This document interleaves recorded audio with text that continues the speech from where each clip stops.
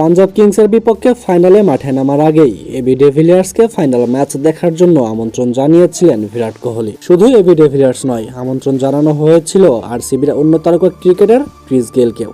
তাই তো এদিন বিরাট কোহলির ফাইনাল ম্যাচ দেখার জন্য আগেভাগে স্টেডিয়ামে পৌঁছে যান এবি ডিভিলিয়ার্স এবং ক্রিস গেল। আর দীর্ঘ 18 বছরের অপেক্ষা শেষে শিরোপা জয়ের পর এবি ডিভিলিয়ার্স এবং ক্রিস গেলের সঙ্গে যেন সেই শিরোপা জয়ের উল্লাস আলাদাভাবে উদযাপন করলেন বিরাট কোহলি। এদিন ম্যাচ শেষ হবার 4 বল আগেই নির্ধারণ হয়ে যায় ম্যাচের ফলাফল, কেননা তখন জয়ের জন্য পাঞ্জাব কিংসের প্রয়োজন 4 বলে 29 রান, যা প্রায় অসম্ভব বললেই চলে। আর তাই তো সেই সময় থেকে জয় উদযাপন শুরু করে দেন আরসিবির সমর্থক এবং ক্রিকেটাররা।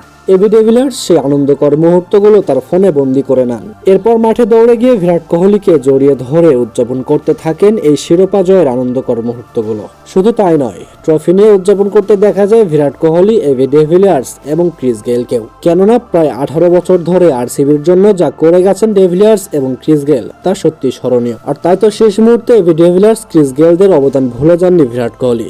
তাই তো তাদেরকে মাঠে ডেকে উদযাপন করেছেন এই জয়ের।